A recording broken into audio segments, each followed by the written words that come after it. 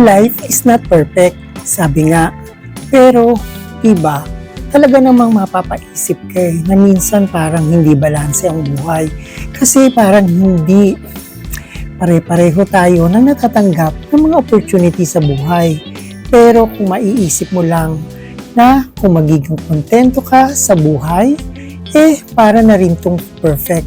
Para na rin tong magiging kontento ka sa buhay, ay magkakaroon ka ng kapayapaan at kakontentuhan sa iyong mga hinahangad sa buhay natin.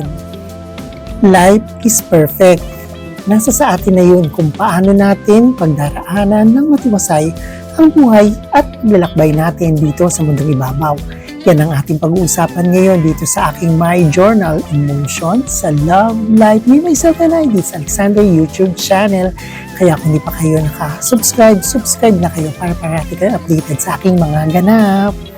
Minsan kung iisipin natin parang normal naman talagang ma-frustrate tayo sa buhay kung meron tayong mga pinagdaraanan na mga suliranin, na mga hindi natin mga inaasahang dumarating sa atin na pagsubok.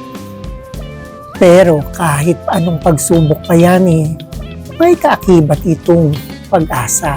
Hindi ba't sa buhay nagiging balanse ito kung minsan hindi ka matagumpay pero dumarating na unexpected na blessing. Tsaka sa buhay pagkakatandaan natin, di ba? May lungkot, may lumbay, pero may sayang darating. Meron tayong mga sinatawag na mga balance blessing na minsan hindi natin inaasahang darating.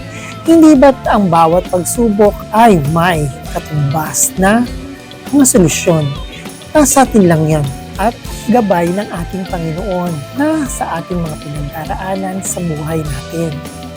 At pagkakatandaan, ang buhay ay panapanahon lamang. May panahon ng kalungkutan at may panahon ng kaligayahan. May panahon na ikaw ay napupustrate at darating din ang panahon na ikaw ay magtatagumpay. Ganun lang naman ang buhay, binabalanse ng universe ang ating mga pinagdaraan ng mga pagsubok. Kasi sa buhay naman, di ba, minsan kahit matagumpay ka, may pinagdaraanan ka pa rin.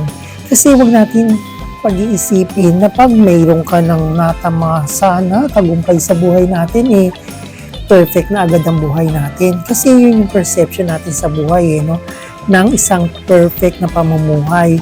Yung bang maligaya dahil meron kang natamong tagumpay sa buhay na pag may dumating sa yung blessing, minsan natatakot ka kasi baka biglang may dumating na kalungkutan o mga pagsubok. Kaya natin nasasabi yun kasi nagigilty tayo. Na ang buhay ganun kabalanse. Huwag masyadong masaya at huwag masyadong malungkot.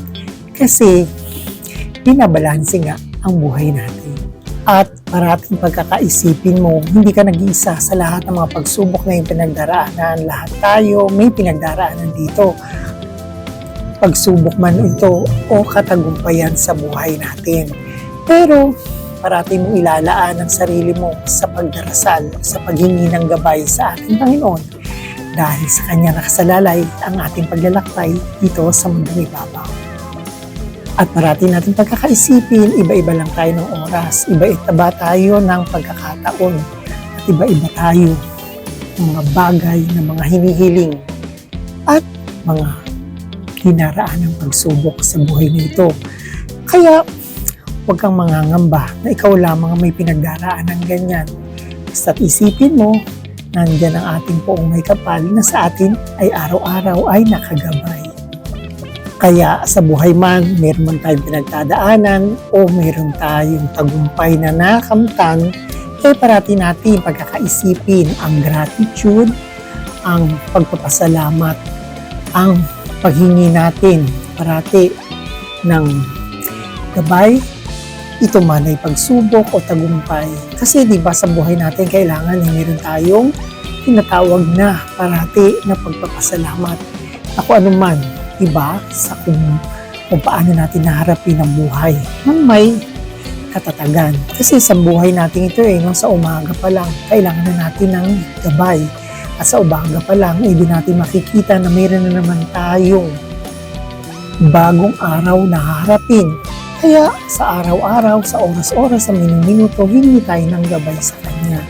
Kasi dito natin ay papakita ang ating komunikasyon sa buong may kapal na naglikha sa atin.